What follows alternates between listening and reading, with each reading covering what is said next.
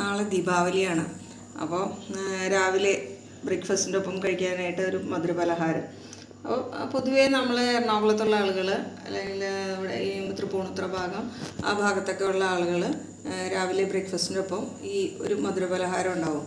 കാരണം ഭഗവാൻ നരകാസുരനെ വധിച്ച് വന്ന് ഭയങ്കര ക്ഷീണിതനായി വന്ന ആ വിജയം ആഘോഷിക്കാൻ വേണ്ടി മധുരപലഹാരം കൊടുത്തു സ്വീകരിച്ചു എന്നാണ്. അപ്പോൾ നമ്മളൊക്കെ എന്താ, നാളെ രാവിലെ സൂര്യൻ ഉദിക്കുന്നതിന് മുമ്പ് എണ്ണയൊക്കെ തേച്ച് കുളിച്ച്, അപ്പോൾ ഒരു യുദ്ധം കഴിഞ്ഞ് വന്നിട്ടുണ്ടെങ്കിലുള്ള ക്ഷീണം മാറ്റാനായിട്ട് നമ്മൾ നല്ല എണ്ണയൊക്കെ തേച്ച് കുളിച്ച് രാവിലെ ബ്രേക്ക്ഫാസ്റ്റ് കഴിക്കാനിരിക്കുമ്പോൾ അതിൻ്റെ ഒപ്പം ആ വിജയത്തിന് കൊടുക്കുന്ന ഒരു സ്വീറ്റായിട്ടാണ് ഈ അവൽ നനച്ചത് നമ്മളിവിടെ ഉണ്ടാക്കുന്നത്. സാധാരണ നോർത്ത് ഇന്ത്യൻസും തമിഴ്നാട് വരെയുള്ള ആളുകൾ ധാരാളം മധുരപലഹാരങ്ങൾ ഉണ്ടാക്കും വീട്ടിൽ. പക്ഷേ ഞാൻ എൻ്റെ ചെറുപ്പം മുതലേ നമ്മുടെ വീട്ടിലാകെ ഒരു മധുരപലഹാരം ഉണ്ടാക്കുന്നത് ഈ അവൽ നനച്ചതാണ് ദീപാവലിക്ക്. പിന്നെ രാവിലെ ബ്രേക്ക്ഫാസ്റ്റിന് ഒരു ദോശയും കടലയും ഉണ്ടാവും, പപ്പടം ഉണ്ടാവും. അപ്പോൾ അതിൻ്റെ കൂടെയാണ് ഇത് വിളമ്പുക. അപ്പോൾ പൊതുവേ നമ്മുടെ വീട്ടിൽ രാവിലെ കഴിക്കാനായിട്ട് ദോശ, കടല, ഈ അവൽ നനച്ചതാണ്. ഇതിൻ്റെ ഒപ്പം തന്നെ ഞാൻ വേറെ 2 സ്വീറ്റും കൂടെ പിള്ളേർക്ക് ഉണ്ടാക്കി കൊടുക്കാമെന്ന് പറഞ്ഞിട്ടുണ്ട്. അതൊന്ന് കേസരിയാണ്, ഒന്ന് ഗുലാബ് ജാമുനാണ്. അത് രണ്ടും പിന്നാലെയുള്ള വീഡിയോയിൽ കാണിക്കാം. ഇപ്പോൾ നിങ്ങളെ ഉണ്ടാക്കാനായിട്ട് പഠിപ്പിക്കാൻ പോകുന്നത്, കാണിച്ചു തരാൻ പോകുന്നത് എങ്ങനെയാണ് അവൽ നനച്ചത് ഉണ്ടാക്കുക എന്നുള്ളതാണ്. അപ്പോൾ വേണ്ട ഇൻഗ്രീഡിയൻസ് നമുക്ക് നോക്കാം.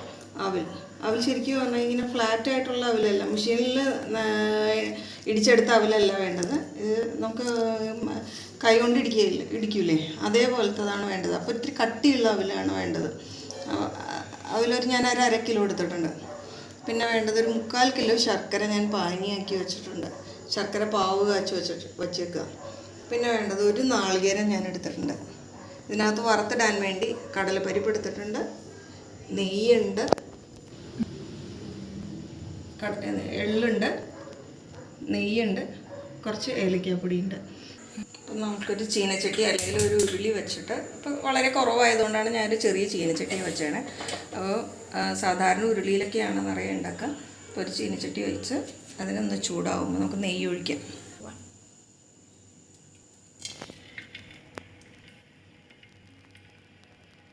കുറച്ച് നെയ്യ് ഒഴിച്ചു.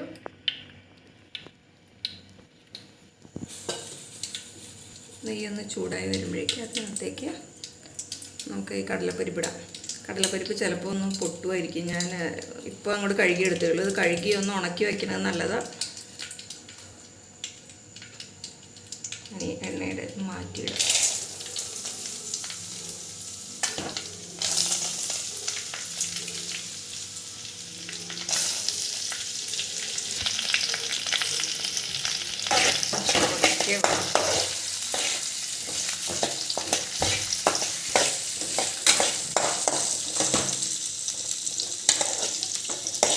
കഴുകി ഉണക്കി വയ്ക്കുന്നതാണ് നല്ലത്. ഇതിപ്പോൾ എനിക്ക് സമയം ഉണ്ടാകാതിരുന്നതുകൊണ്ട് ഞാനിതിപ്പോൾ ഇപ്പം തന്നെ ചെയ്തതാണ്. ഇപ്പം തന്നെ ഒന്ന് കഴുകിയെടുത്തതാണ്. അപ്പോൾ കുറച്ച് സമയം എടുക്കും ഇത് ഒന്ന് നല്ല ഒരു ക്രിസ്പി ആയിട്ട് വരാനായിട്ട്. ഇതാ നോക്കൂ, ഇതൊന്ന് ചുമന്ന് വന്നിട്ടുണ്ട്. ഇനി ഇതിൽ കൂടുതലായാൽ കരിഞ്ഞു പോകും. ഇനി നമുക്ക് കുറച്ച് എള്ളാണ് ഇടാൻ പോകണം. എള്ളും ഇതേപോലെ കഴുകി വെച്ചുകൊണ്ട് ചിലപ്പോൾ പൊട്ടും.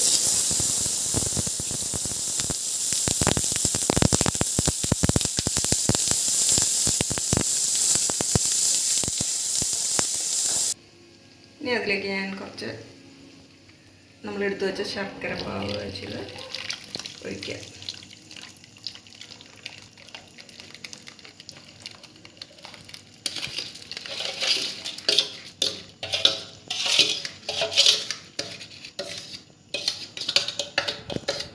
അരിച്ചൊഴിക്കണമെങ്കിൽ ചിലപ്പോൾ എന്തെങ്കിലും കല്ലൊക്കെ ഉണ്ടാവുന്നതൊക്കെ.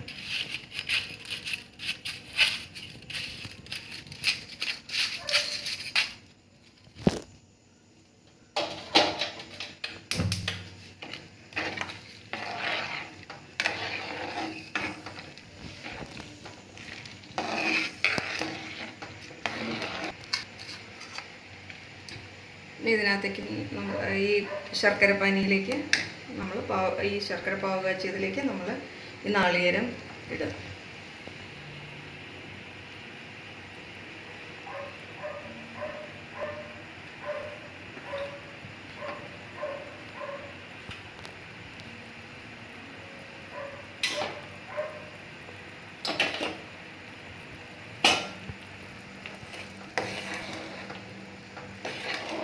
കുറച്ച് നേരം നമുക്കിത് ഇതിൽ കിടന്ന് ഈ ശർക്കര പാവിൽ കിടന്ന് ഒന്ന് വരണ്ട് വരട്ടെ.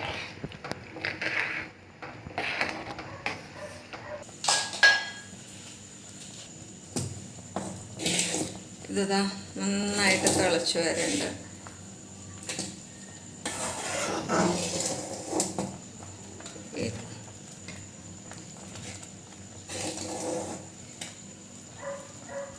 തിളച്ചൊന്ന് പാവൊന്ന് കുറുകാൻ പാകത്തിനാവട്ടെ.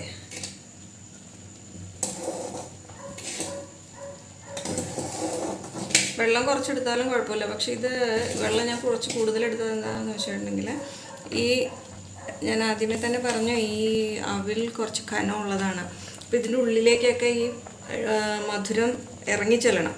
അപ്പോൾ കുറച്ച് വെള്ളം ഉണ്ടെങ്കിലാണത് നമുക്ക് നന്നായിട്ട് ഇറങ്ങിച്ചെല്ലുള്ളൂ. അല്ല നമ്മൾ വെറുതെ പാനിയിലിട്ട് ഇളക്കുകയാണെന്നുണ്ടെങ്കിൽ, ഈ ശർക്കരപ്പാവിനകത്തിട്ട് വെറുതെ ഇളക്കുക എന്നുണ്ടെങ്കിൽ ഇതിൻ്റെ പുറത്ത് മാത്രമാണ് നമുക്ക് ശർക്കര പിടിക്കുകയുള്ളൂ. അപ്പോൾ നമ്മളിത് നേരെ ഇതിനകത്തേക്ക് ഇടുകയാണെന്നുണ്ടെങ്കിൽ, ഈ ഇത്രയും പാവിലേക്ക് ഇടുകയാണെന്നുണ്ടെങ്കിൽ ആ ഉള്ളിലേക്കും കൂടെ അത് ഇറങ്ങിച്ചെല്ലും, ഈ മധുരം ഇറങ്ങിച്ചെല്ലും. അപ്പോൾ കൂടുതൽ ടേസ്റ്റി ആവും.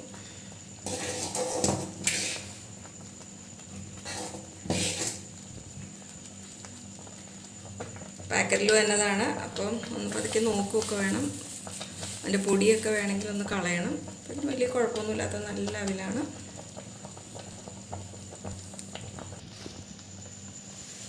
ഇനി നമുക്കിതിനകത്തേക്ക് കുറേശ്ശെയായിട്ട് ഈ അവിലിങ്ങനെ ഇട്ട് കൊടുക്കാം.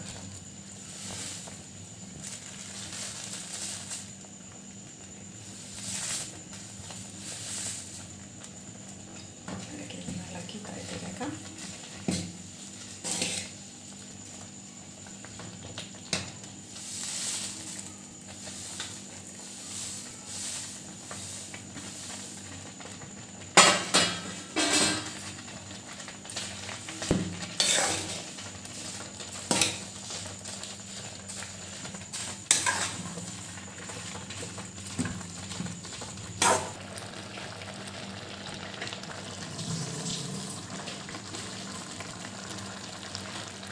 ഇളക്കി കൊടുത്തുകൊണ്ടേയില്ല.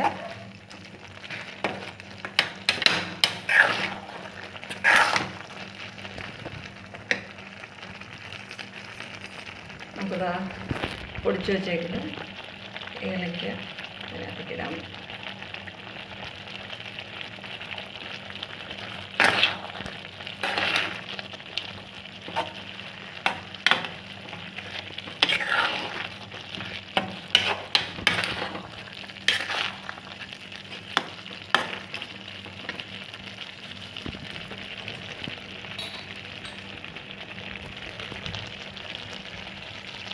കുറച്ച് നെയ്യ് അതിനകത്തേക്ക് ഒഴിക്കാം.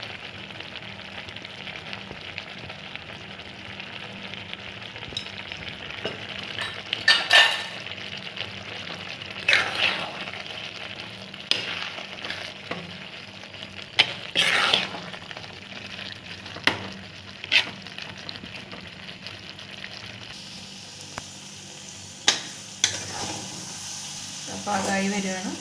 ഇപ്പോൾ ഇവിടെ എല്ലാവർക്കും കുറച്ച് ജ്യൂസി ആയിട്ടിരിക്കുന്ന അവൽ നനച്ചതാണ് ഇഷ്ടം. അതുകൊണ്ട് കുറച്ച് ജ്യൂസി ഒക്കെയാണ് ഉണ്ടാക്കിയിരിക്കുന്നത്. പിന്നെ നാളെ ആകുമ്പോഴേക്കും ഇത് കുറച്ചും കൂടെ ഡ്രൈ ആവും. നമുക്ക് അങ്ങനെ നമ്മുടെ അവൽ നനച്ചത് റെഡി ആയിട്ടുണ്ട്. അപ്പോൾ നാളെ ആകുമ്പോഴേക്കും അത് ഒന്നുകൂടെ സെറ്റായിട്ടിരിക്കും. നിങ്ങൾക്കിത് ഇഷ്ടമായി എന്നുണ്ടെങ്കിൽ ഉണ്ടാക്കി നോക്കണം. അതിൻ്റെ ഒപ്പം തന്നെ നിങ്ങളുടെ ഫ്രണ്ട്സിനൊക്കെ ഒന്ന് ഷെയർ ചെയ്യണം കേട്ടോ. ബൈ.